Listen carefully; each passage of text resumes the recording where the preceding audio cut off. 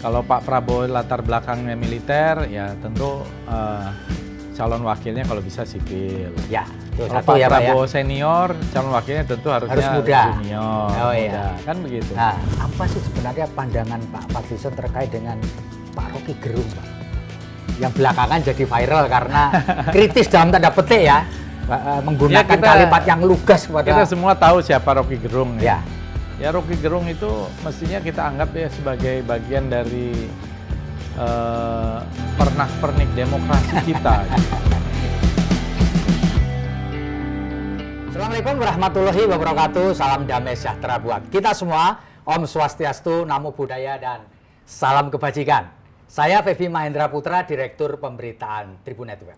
Tribuners, sekarang ini tanggal 14 Agustus 2023.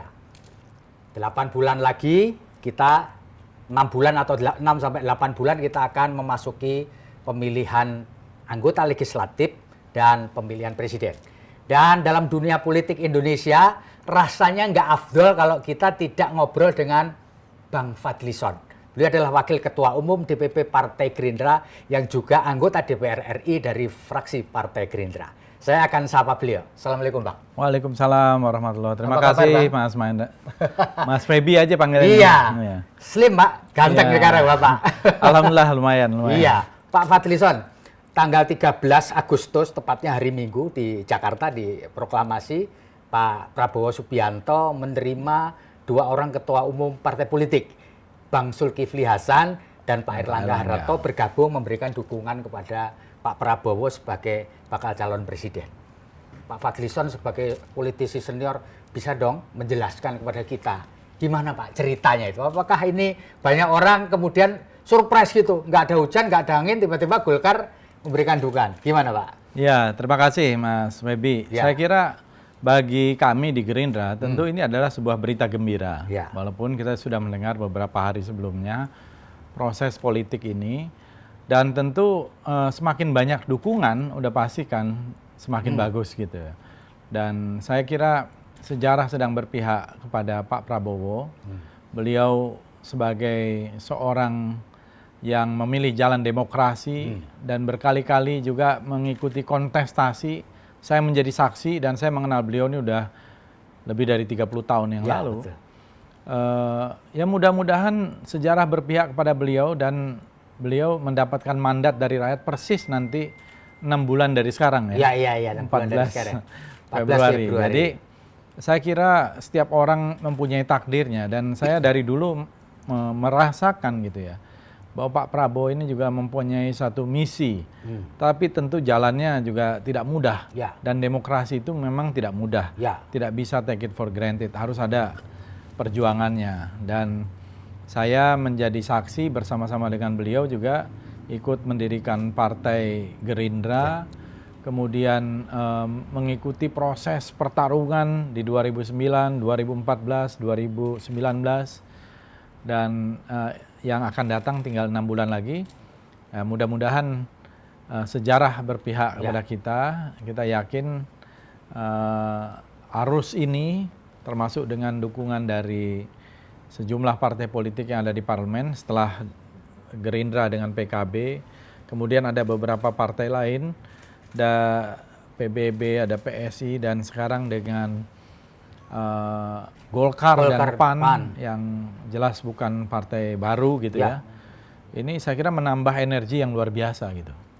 Pak Fadlizon, ini kan politik ini kan take and give ya, betul ya Pak? Iya. Nah, kira-kira take and give dengan partai pendukung ini bisa ceritakan nggak Pak? Mestinya ini adalah sebuah simbiosis mutualisme gitu ya. Ada satu kepentingan yang sama, kepentingan yang saya kira sama-sama dibangun untuk mendapatkan dukungan dari masyarakat. Selain itu juga faktor-faktor eksternal yang juga sangat penting ya. Faktor Pak Jokowi saya kira juga sangat penting karena bagaimanapun beliau adalah presiden incumbent yang ikut di dalam proses sejak awal pembentukan koalisi pemerintahan, dan ini adalah partai-partai yang merupakan bagian dari koalisi pemerintah. Jadi pasti perannya juga sangat besar gitu. Dan Pak Prabowo sebagai seorang yang pernah menjadi kompetitor Pak Jokowi dalam 2 kali pertarungan, di mana saya juga ada di dalamnya. Ada di dalamnya pusaran itu Iya. dengan sangat dekat sekali ya, menjadi pelaku sekaligus saksi gitu. Saya melihat bahwa ini adalah satu perjalanan yang luar biasa. Iya. Dalam arti begini, jarang di tempat lain ada kompetitor kemudian mereka bisa bergabung, bisa berkoalisi. Kalau di negara-negara lain Timur Tengah biasanya justru akhirnya endingnya itu ending yang sangat buruk gitu ya. Tapi di kita ini semacam happy ending gitu ya. Dan menurut saya ini bagus bagi demokrasi kita ketika ya paling penting itu adalah ada ancaman terhadap persatuan ini menyatukan gitu. Dan upaya untuk mempersatukan ini saya kira penting karena Indonesia ini kan sangat beragam lah dari suku, agama, ras, golongan, belum lagi perbedaan-perbedaan paham politik dan sebagainya gitu. Bang Fadlizon, dalam 4 tahun belakangan ini hubungan antara Pak Prabowo dengan Pak Jokowi kan makin hari makin dekat, makin erat gitu. Apa sih Pak penyebabnya sehingga chemistry-nya itu padahal mantan kompetitor chemistry-nya kena itu gimana itu Pak ceritanya? Saya mengenal Pak Prabowo itu selalu hormat kepada senior ya yang saya tahu. Hormat kepada termasuk lawan-lawan politik. Ya. Dan juga hormat kepada orang-orang yang mendapatkan mandat ya dari rakyat gitu. Itu yang saya tahu. Jadi nggak pernah misalnya Pak Prabowo itu dalam perjalanan yang saya kenal beliau menjelekkan apakah itu Bu Mega, apakah Pak Habibie atau Gus Dur apalagi gitu ya. Dan juga Pak SBY walaupun ada beberapa perbedaan tapi tetap menghormati gitu ya. Dan juga Pak Jokowi. Kita lihat itu di dalam proses perdebatan saja, Pak Prabowo kan sangat sopan di dalam berdebat ya. Padahal biasanya kalau berdebat itu kan agak kenceng gitu ya. Tapi beliau menahan diri dan saya kira itu ya sudah bagian dari karakter itu untuk menghormati itu dan setelah bergabung ya saya kira Pak Prabowo semakin dekat, semakin memahami apalagi juga Pak Jokowi kan dulu kami juga termasuk berperan di dalam pemilihan gubernur DKI ya Pak. Termasuk juga rapat-rapatnya antara lain di ruangan ini gitu dengan beliau ya, dengan Pak Jokowi juga. Iya. Jadi saya kira ada juga satu proses kalau mau dibilang take and give juga gitu ya. Iya. Saling mendukung pada saatnya dan juga ada perbedaan-perbedaan pada masa yang lain gitu. Iya. Tapi sekarang ini kan bagi Pak Prabowo karena Pak Prabowo adalah seorang kandidat dan mendapatkan semacam dukungan dari berbagai lini ya dan termasuk juga dari Pak Jokowi, saya kira ini satu hal yang bagus. Semakin besar dukungan itu semakin bagus. Ya, Pak Fadlizon, beberapa waktu belakangan ini Pak Prabowo memasang baliho-baliho, memasang spanduk ya. Saya nggak tahu yang masang siapa, tapi yang pasti ada gambar Pak Prabowo, ada gambar Pak Jokowi. Emang Pak Prabowo oke dengan saya kira belum tentu juga itu atas permintaan Prabowo ya. Apa happy gitu? Yang saya tahu tidak ada instruksi sih. Oh nggak ada ya Pak ya? Kami. Tapi kan biasanya selama hal-hal itu sifatnya itu positif dan dianggap juga baik bagi kepentingan partai, bagi kepentingan Pak Prabowo dan juga bagi kepentingan pemerintah. Karena Pak Prabowo adalah Menteri Pertahanan dalam hal ini dari pemerintahan Pak Jokowi. Saya kira kenapa tidak gitu ya. Jadi itu adalah bagian dari upaya menyampaikan satu gagasan, satu persepsi bahwa ada kerjasama yang selama ini baik gitu. Apalagi sebagai Menhan dalam banyak survei kan Pak Prabowo juga dianggap termasuk kinerja menteri yang cukup baik, yang sangat baik bahkan. Pak Fadlizon kan dalam beberapa kesempatan Pak Prabowo sering melakukan pujian terbuka lah kepada pemerintah dalam kali Pak Jokowi. Menurut Pak Fadlizon itu murni Pak dari hati atau gimmick politik Pak? Bisa aja nih maksudnya. Kalau saya lihat Ya. knowing Pak Prabowo itu orang yang agak kurang bisa bersandiwara. Itu Gitu ya. Kita nih sering sekali ngajak Pak Prabowo untuk pencitraan gitu ya. Itu nggak bisa. Ya. Jadi memang spontanitasnya tinggi, improvisasinya tinggi, dan kalau misalnya memang memuji itu memang memuji. Ya. Ya, artinya saya kira genuine gitu Ya, genuine ya Pak. ya. Ya. Bukan gimmick gitu, akan kelihatan gitu. Ada juga yang berpendapat ya dari kalangan, wah kok banyak sekali pujiannya, tapi ya itulah memang Pak Prabowo apa adanya gitu ya, di dalam menyampaikan itu. Kalau kalangan politisi yang menghitung atau mengkalkulasi kan biasanya ya ada takarannya lah gitu. Pak Fadlizon, konon waktu beliau Pak Prabowo ditawari untuk masuk kabinet, Pak Fadlizon termasuk yang mendorong. Iya. Gimana Pak ceritanya itu? Ya waktu itu kan pilihan setelah Pilpres 2019 itu kan hanya dua, koalisi atau oposisi. Ya. Oposisi juga bagi saya satu hal yang sangat baik ya, dan juga mulia gitu. Ya. Tetapi kita tahulah perjalanannya itu terjal. Ya. Apalagi Gerindra ini sudah sejak awal itu beroposisi. Dan saya kira ada keterbelahan dan ada panggilan juga kepada Pak Prabowo untuk ya menyatukan ini keterbelahan masyarakat supaya jangan sampai berlarut-larut ya. Berlarut-larut, ada konflik yang berkepanjangan. Akhirnya Pak Prabowo mengambil itu. Saya waktu itu yang menyampaikan juga ke Pak Prabowo, kalau misalnya kita berkoalisi, Pak Prabowo harus masuk di dalam kabinet. Dan satu-satunya portofolio yang paling tepat adalah Menhan. Ya, bahkan waktu itu saya kasih 8 alasan kenapa harus Menhan gitu ya. Jadi dan beliau juga mulanya kan mengendorse calon-calon lain gitu. Jadi dan memang ternyata Pak Prabowo ya sangat tepat. Ya sebagai Menhan itu menurut saya menjadi penopang yang utama juga dari pemerintahan sekarang ini. Ya. Berarti portofolio yang paling pas memang Menhan ya. Beliau ahlinya. Ya. Gitu. Pak Fadlizon, meskipun Gerindra masuk menjadi koalisi pemerintah, tapi dalam beberapa kesempatan kan Pak Fadlizon tetap kritis gitu. Bahkan orang bilangnya, gimana nih Fadlizon kok nyinyir terus gitu. Itu gimana sih Pak penjelasannya Pak? Sebenarnya saya sih biasa-biasa saja. Biasa saja. Malah ya tugas di DPR itu kan sebenarnya mewajibkan kita baik constitution gitu. Oleh konstitusi kita itu untuk mengawasi jalannya pemerintahan. Jadi selain membuat undang-undang, mengawasi jalannya pemerintahan juga membuat budget gitu. Nah, jadi sebenarnya pengawasan terhadap pemerintah itu kan sebenarnya bentuk kita sayang, jangan sampai salah gitu.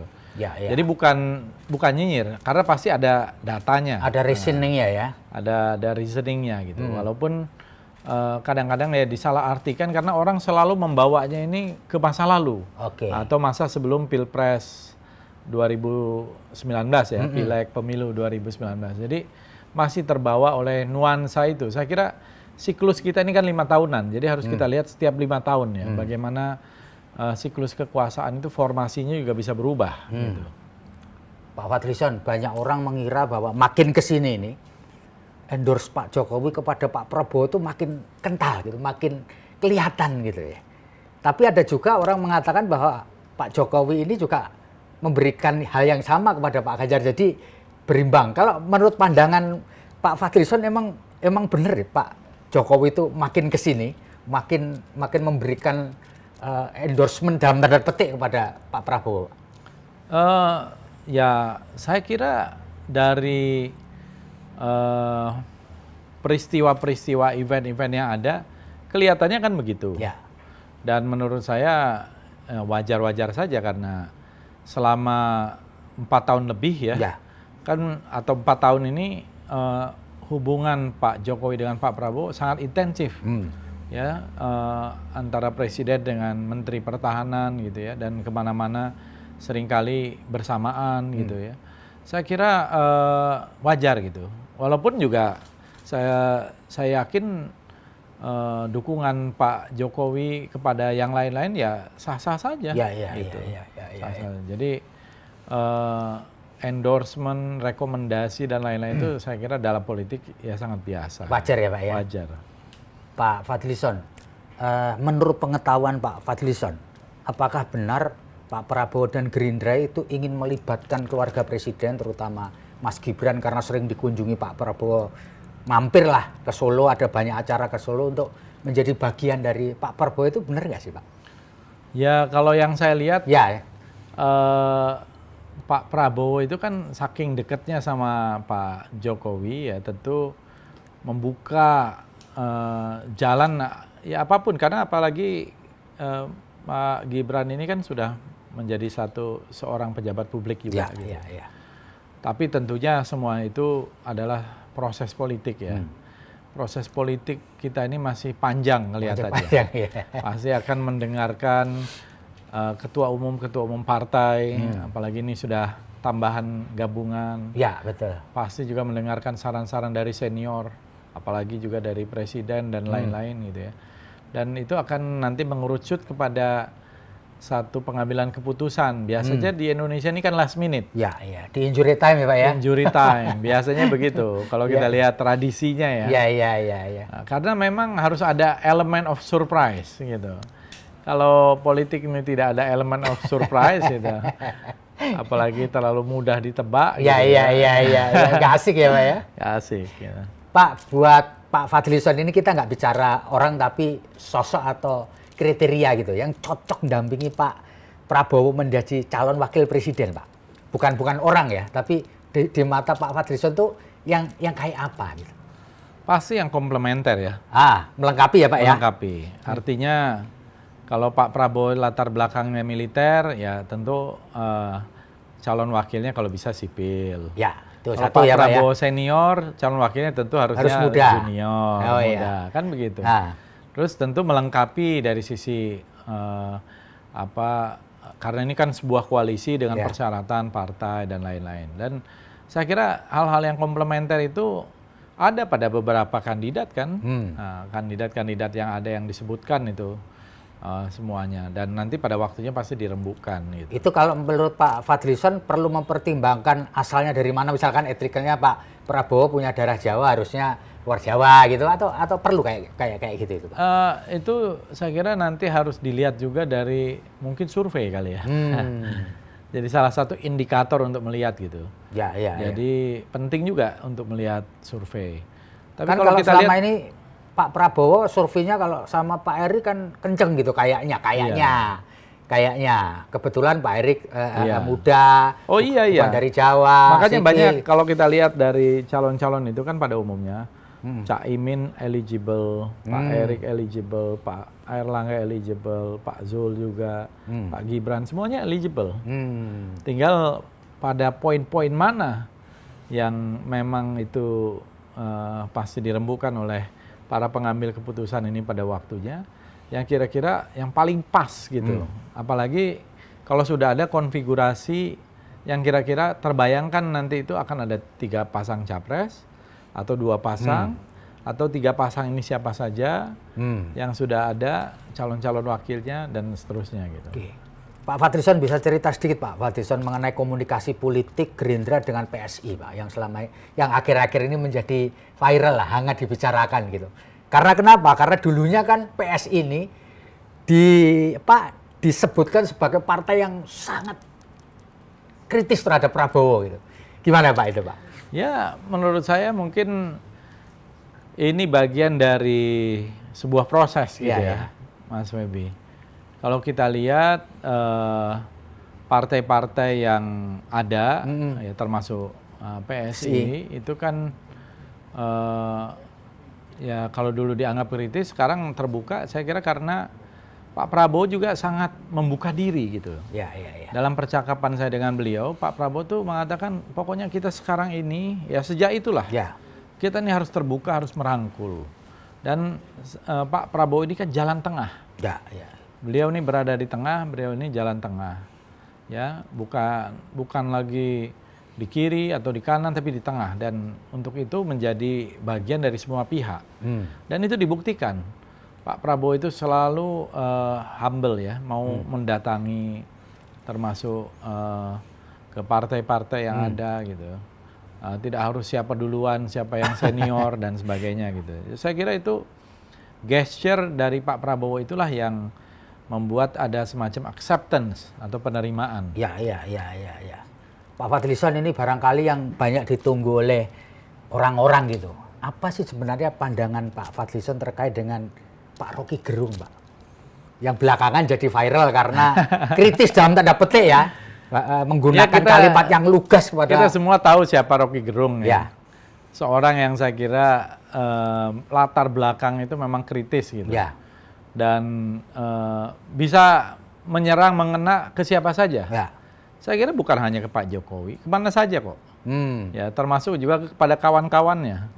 Ya, Rocky Gerung itu mestinya kita anggap ya sebagai bagian dari pernak-pernik demokrasi kita gitu loh. Saya sependapat dengan Pak Prabowo, ada yang keliru. Ya. Mungkin bahasa atau penggunaan diksi ya. Nah, diksinya yang mungkin dianggap berlebihan. Tapi kan Pak Jokowi sendiri sudah menyatakan bahwa itu hal kecil lah. Saya bekerja saja. Hal yang remeh, hal yang saya bekerja saja. Saya kira Pak Jokowi juga berjiwa besar. Ya. Menurut saya hal ini mungkin ya terserah sih, tapi apakah perlu dibesar-besarkan? Ya, mungkin Saudara Rocky Gerung sendiri kalau nggak salah ada permintaan maaf juga atas kegaduhan yang tercipta karena itu. Ya. Tapi kadang-kadang ya demokrasi itu butuh juga kebisingan. Kadang-kadang kan begitu ya. Kalau enggak nanti tidak ada channel. Ya, saya kira memang perlu channel. Mungkin channelnya yang harus proper. Dan apa yang dilakukan Rocky Gerung ya saya kira satu bagian dari itu, tapi ya setiap orang punya gayanya masing-masing, gitu. Gayanya berbeda-beda. Gitu. Iya. Pak Fadlizon, kalau boleh saya tahu, Bapak pernah nggak ditegur Pak Prabowo karena mengeluarkan statement politik yang dalam tanda petik bisa bikin gaduh, itu pernah nggak Pak? Sepanjang mengenal beliau Pak. Pak Prabowo itu orangnya juga demokrat, gitu. Maksudnya seorang yang demokratis ya, menghargai perbedaan pendapat. Kadang-kadang pernyataan saya mungkin dianggap terlalu keras atau dianggap terlalu tajam gitu. Terlalu tajam gitu. Nah, ya memang kadang-kadang ya momennya aja. Ketika beroposisi ya itu mungkin tepat ya. Tapi kita berkoalisi ya mungkin agak menyulitkan juga. Tapi Pak Prabowo nggak pernah secara langsung ya kepada saya untuk menyampaikan hal tersebut. Tapi kepada teman-teman gitu, dengan cara yang juga santai berseloroh juga gitu. Gitu. Tapi saya juga menyadari, kena gitu ya Pak ya. Saya juga menyadari bahwa saya ingin beliau menjadi presiden gitu, dan saya juga tidak ingin menjadi yang menghambat jalan itu hanya gara-gara yang seperti itu. Jadi kalau ada yang bertanya kepada saya, kok sekarang lebih ini, karena kebetulan saya juga di DPR itu banyak tugas di luar. Mungkin supaya jangan terlalu banyak ngeritik juga. Jadi saya sebagai ketua BKSAP banyak kegiatan konferensi di luar, IPU, Interparliamentary Union, dan lain-lain. Tapi saya menyadari bahwa perlu tetap proses korektif ya, kalau ada kekeliruan dan lain-lain. Dan saya kira Pak Prabowo itu membebaskan itu. Selama tentu di dalam koridor, karena kami kan sekarang berada di dalam koalisi pemerintahan. Walaupun kita tentu mempunyai catatan-catatan ya untuk perbaikan. Dan kita juga ingin pemerintahan ini sukses dan baik, kira-kira kan begitu. Kalau sukses dan baik, tepat sasaran dan sebagainya, saya kira itu akan bermanfaat bagi semua pihak, bagi rakyat apalagi gitu. Pak Fadlizon, selama proses pemerintahan Jokowi ini, keputusan terbesar dengan risiko sangat tinggi adalah memindahkan ibu kota Republik ini dari Jakarta ke IKN. Sekarang namanya Ibu Kota Nusantara di Kalimantan Timur. Itu keputusan yang luar biasa menurut saya, dengan risiko sangat tinggi. Pak Fadlizon melihat keputusan kontroversial itu kayak apa Pak? Saya melihatnya ini juga sebuah proses kan. Jadi memang ada kebutuhan untuk memindahkan ibu kota dari Jakarta. karena berbagai macam alasan. Dulu bahkan pernah di ruangan ini saya membuat diskusi Jakarta tenggelam. Oh gitu ya Pak? Iya. Waktu itu saya ingat banget yang menjadi pembicaranya itu Ridwan Saidi, Imam Prasojo, ada Pak Andrinov Caniago yang punya gagasan juga untuk memindahkan ibu kota. Itu tahun-tahun 2010 kalau nggak salah. Gitu ya Pak? Iya. Jadi memang ada pemikiran itu. Bahkan di zaman Pak Harto, zaman Orde Baru juga ada pemikiran untuk memindahkan ibu kota. Waktu itu rencananya ke Jonggol. Tetapi tidak bisa terrealisasi karena ada reformasi dan lain-lain. Nah, menurut saya gagasan untuk memindahkan ibu kota itu ya sangat wajar. Karena banyak juga negara lain melakukan hal yang sama. Di Myanmar, Brazil, Australia, negara tetangga kita, Malaysia, itu juga melakukan pemindahan ibu kota karena sudah terlalu crowded gitu ya. Jadi keputusan besar itu tinggal bagaimana merealisasikan dan memang membutuhkan proses Panjang ya? panjang, tahapan-tahapan Ya betul. Saya kira Canberra saja puluhan tahun itu. Brazil juga puluhan tahun. Gitu. Jadi tidak bisa instan seperti loro jonggrang gitu. Jadi pasti membutuhkan proses yang panjang gitu. Dengan maksud yang saya kira baik gitu. Untuk ada sebuah center baru. Karena yang ada di Jakarta ini, Jakarta bisa menjadi pusat bisnis. Dan ibu kota baru ini pusat pemerintahan. Ada juga bisa gagasan seperti di Afrika Selatan ya, itu kotanya itu dibagi. Kota pemerintahan beda dengan kota legislatif, beda dengan kota yudikatif. Jadi Johannesburg, ada Pretoria ada Cape Town. Itu beda-beda tuh. Nah, itu juga sesuatu yang bisa dipikirkan di dalam proses itu ya. Misalnya, mungkin pemerintahannya di Kalimantan, di Nusantara, legislatifnya di Jakarta, yudikatifnya di mana gitu. Itu juga bisa menjadi salah satu contoh yang dilakukan di Afrika Selatan. Pak Fadlizon, selain politik saya juga surprise lah melihat Fadlizon Library ini ya Pak. Ini gimana ceritanya Bapak bisa punya kerentek untuk menciptakan sebuah museum kecil ini di sini itu gimana dengan ribuan buku, macam-macam keris lah, ada patung, ada topeng dan seterusnya Pak. Gimana Pak ceritanya? Ya, dulu karena awalnya saya mengumpulkan buku terlalu penuh di rumah. Itu tahun berapa kira-kira Pak? Masih ingat? Saya masih mahasiswa. Oh masih mahasiswa? Iya. Tahun-tahun berapa itu Pak? Tahun 91, 92. Oh 91, 92 ya? Iya. Terlalu banyak 30 buku. tahun yang lalu. Saya sudah punya lemari-lemari buku yang terlalu banyak. Dan akhirnya setelah saya menikah juga rumah juga bisa menjadi penuh. Dan memang saya punya cita-cita mendirikan perpustakaan. Oh gitu ya? Jadi perpustakaan ini dimulai tahun 2008 di tempat ini. Ada mungkin sekitar 35 ribuan buku. 35 ribu ya? Yang di sini. Di tempat lain ada totalnya sekitar 65 ribu buku. Sekarang? Iya. Ada di beberapa tempat. Oh tidak hanya di sini ya? Ini kemudian ada di Cimanggis, di Rumah Kreatif, ada di Sumatera Barat, ada di Bogor. Oh ada 4 ya Pak ya? Ada 4. Jadi selain buku, ada koran-koran tua, buku-buku tua, ada naskah manuskrip. Jadi naskah tulisan tangan, naskah Jawa, naskah Bali, naskah Sumatera. Kemudian ada lontar. Oh gitu ya Pak ya? Ada lontar, naskah-naskah lontar. Kemudian ada keris. Oh keris ya? Ada tombak. Tombak ya itu Pak ya? Keris dan tombak. Lalu ada juga poster-poster zaman dulu, numismatik, koin-koin. Oh koin-koin. Koin-koin Kesultanan Nusantara, Samudra Pasai. Majapahit, ya itu cukup lengkap saya. Kemudian ada juga filateli dari zaman Netherlands Indies, ada fosil. Kemudian saya mengumpulkan juga surat-surat Bung Karno, Bung Hatta, dan tokoh-tokoh bangsa lain ya, Ki Hajar Dewantara, Cipto Mangunkusumo. Ada tongkat-tongkatnya mereka, kacamatanya tokoh-tokoh. Oh ini kacamata tokoh-tokoh ya Pak ya? Iya, Safruddin Prawira Negara, ada Bung Hatta. ada Subandrio, ada penulis-penulis ya, Sapardi Djoko Damono, ada Taufik Ismail. Mesin Tik juga saya kumpulin. Iya.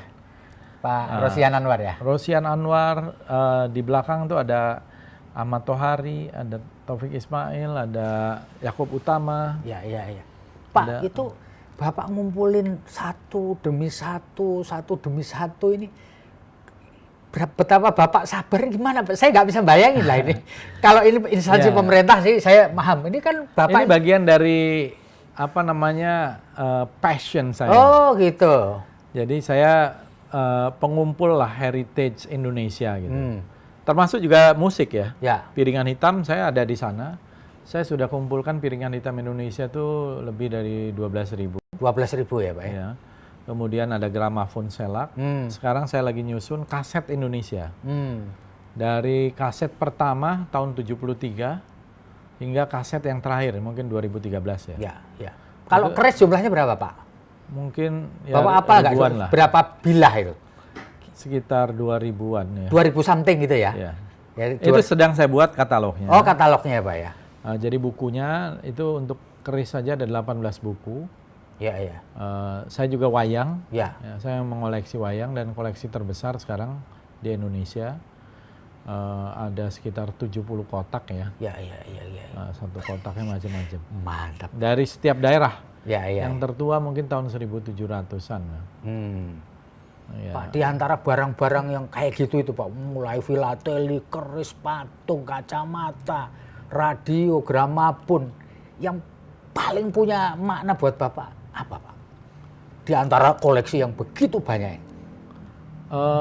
Saya juga mengoleksi fosil. Oke. Ya, kan fosil ini juga bagian dari ini kita ya. Jadi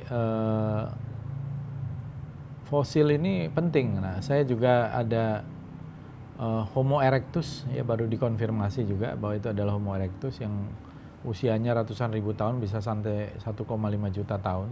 Itu yang paling berkesan buat Bapak? Karena menurut saya sejarah Indonesia ini harus ditulis ulang.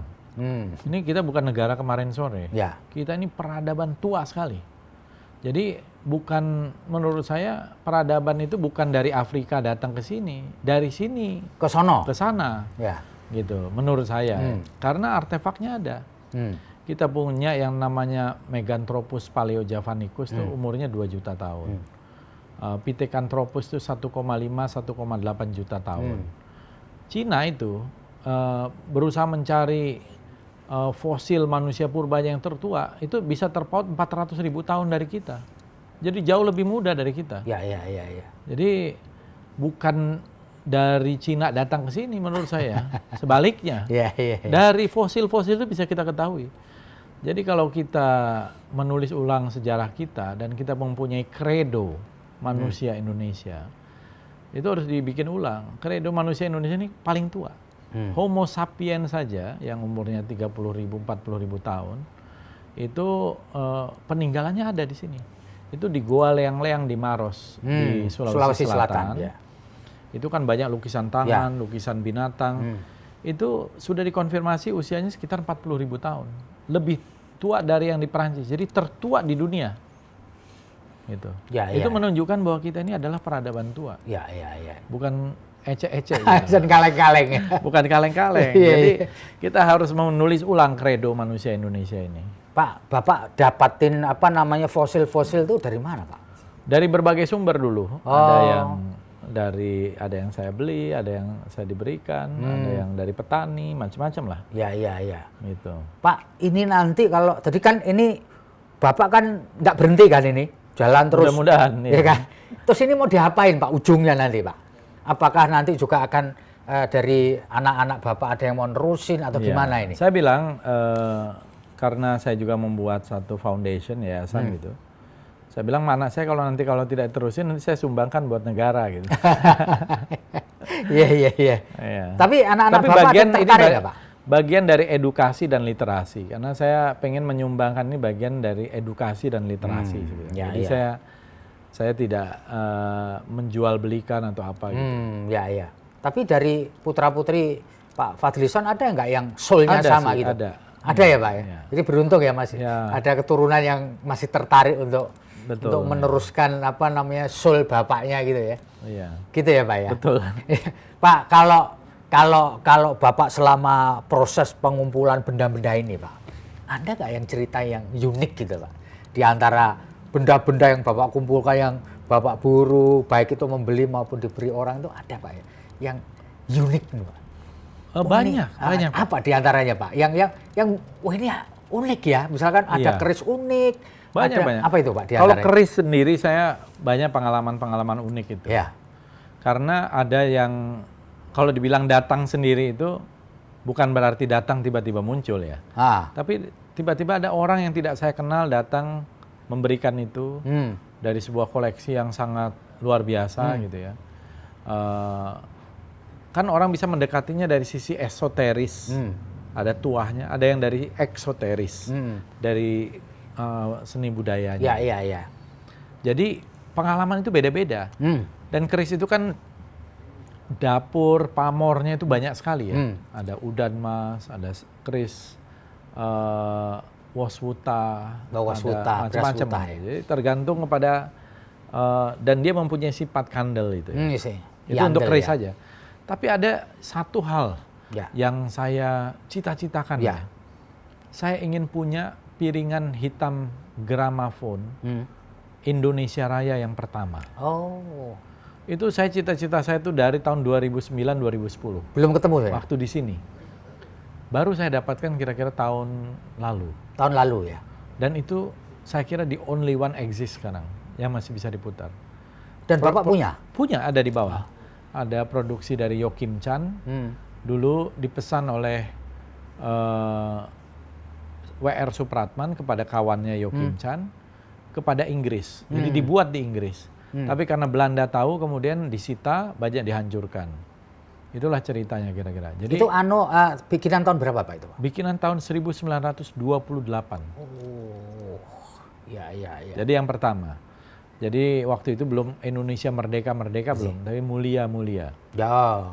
Jadi itu naskah lagu yang pertama dibuat dan direkamkan ke dalam piringan hitam shellac. Jadi ada yang shellac, ada yang vinil, beda tuh bahannya aja. Ini yang gramafon yang gampang pecah ya. Nah ini yang shellac. Dan sekarang kalau diputar masih oke ya? Iya. Masih bisa. Tapi sekarang saya bingkai supaya terawat. Tapi itu kemudian lagu itu bisa dikopi Pak? Maksud saya? Oh bisa. Artinya bisa diputar bahwa masih Bisa. mulai? Oh masih ya? Masih bisa. Iya.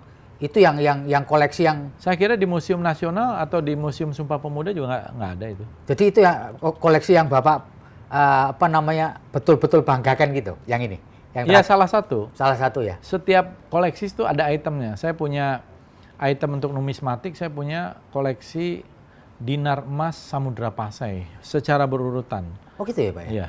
Dari Sultan Ahmad Az-Zahir tahun 1270 Masehi ya. Terus setiap sultan dia bikin dengan inskripsi Arab.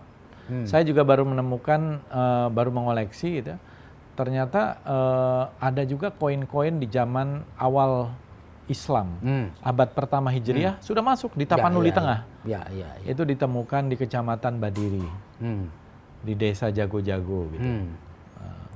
Jadi kita ini luar biasa kekayaannya. Iya. Tapi sayangnya belum banyak yang melihat kekayaan kita, kekayaan budaya kita, kekayaan peradaban kita ini sebagai national treasure. Belum gitu ya. Iya. Musik belum dianggap sebagai national treasure. Yang dianggap national treasure itu masih batu bara, nikel, minyak gitu ya. Iya. Tapi sebenarnya perjalanan budaya dan peradaban Indonesia ini luar biasa. Pak, di antara 2000 sekian keris itu, emang ada Pak keris yang koleksi Bapak yang paling sakti dalam tanda petik? Ada nggak Pak? Ya kalau kesaktiannya dalam arti itu saya kira banyak Pak. Ya, banyak. Di antaranya apa yang paling Bapak ingat Pak? Saya punya juga Nogo Siluman. Oh itu apa itu Pak? Itu keris Nogo Siluman itu persis seperti dapurnya keris Diponegoro. Yang menjadi ageman pegangannya Pangeran Diponegoro. Nah itu ya dianggap orang itu tidak bisa terlihat atau bisa. Oh, namanya Nogo Siluman. Nogo Siluman. Kalau udan mas, ya karena kan keris itu di dalam proses penciptaannya itu kan ada doa, ada mantra, ada keinginan gitu ya. Yang menurut saya itu bukan syirik ya, tetapi orang sambil berdoa gitu ya. Tetapi mungkin besi, baja, dan nikel, dulu ada juga meteorit yang berada di dalam itu, dia kan bisa menyimpan energi itu secara sugestif kepada orang itu. Kalau dia misalnya mau keris yang supaya dia tetap naik tahta, junjung derajat. Junjung derajat ya. Itu terbawa di dalam sifatnya itu. Gitu. Jadi masing-masing mempunyai apa ya, sugesti sendiri gitu ya. Nah karena saya ini saya hampir punya semua bentuk dapur, pamor dari berbagai macam zaman, dari zaman Majapahit paling banyak, Mataram, dari zaman Erlangga juga banyak, Pajang, ya Demak, Cirebon gitu. Dan bukan hanya dari Jawa, juga dari Sumatera, dari Lombok dan Sumbawa, dari Sulawesi banyak juga, dan juga dari Kalimantan. Beda-beda tuh kerisnya. Walaupun pusatnya dulu di Jawa. Pak Fadlizon, ini di penghujung ngobrol kita, saya minta Pak Fadlizon memberikan closing statement lah Pak ya, terkait dengan kondisi politik ini sampai kemudian kita menghasilkan pemimpin baru di Republik ini Pak. Monggo Pak, silakan Pak. Ya, terima kasih. Saya melihat bahwa proses politik ini bagian dari perjalanan bangsa kita, Mas Webi, dan perjalanan bangsa kita ini sudah di rel yang benar. Kita memilih jalan demokrasi, sehingga untuk menentukan seorang pemimpin dan mereka yang berkuasa di dalam pemerintahan maupun di legislatif melalui mandat dari rakyat ya. Mudah-mudahan proses ini berjalan dengan lancar, dengan langsung, umum, bebas, rahasia, dan adil, serta demokratis gitu ya. Karena dengan cara yang demokratis dan adil inilah menurut saya kita akan mendapatkan pemimpin yang genuine, yang betul-betul diharapkan, diinginkan oleh rakyat, sehingga mendapatkan penuh untuk melakukan satu perubahan. Kita memang memerlukan itu supaya terjadi sebuah proses kesinambungan. Ya biasa kan di dalam pemerintahan itu ada change and continuity. Nah tinggal apakah change-nya lebih banyak atau continuity-nya yang lebih besar gitu. Tapi yang jelas ada sustainability, keberlanjutan gitu. Karena yang bahaya itu justru kalau terjadi dekonstruksi. Setiap pemerintahan didekonstruksi oleh pemerintahan berikutnya, didekonstruksi lagi ya. Ini ya saya kira ke depan Indonesia ini mempunyai sebuah peluang untuk menjadi negara yang besar, yang diakui oleh dunia, disegani oleh dunia, dan menjadi negara yang maju dan beradab. Mudah-mudahan. Terima kasih Bang Fadlizon, ngobrol kita luar biasa. Lokasi ini Fadlizon Library, satu di antara tempat pengumpulan benda-benda koleksi beliau di Bogor, di Sumatera Barat ya Pak ya, Depok, dan di Depok. Demikian ngobrol saya Febi Mahendra Putra pamit undur diri. Kita bertemu dalam ngobrol kita dengan tokoh yang lainnya. Assalamualaikum warahmatullahi wabarakatuh. Salam damai sejahtera buat kita semua. Om Santi Santi Om, Namo Buddhaya, dan salam kebajikan, serta jangan lupa tetap bahagia. Jangan lupa subscribe ya.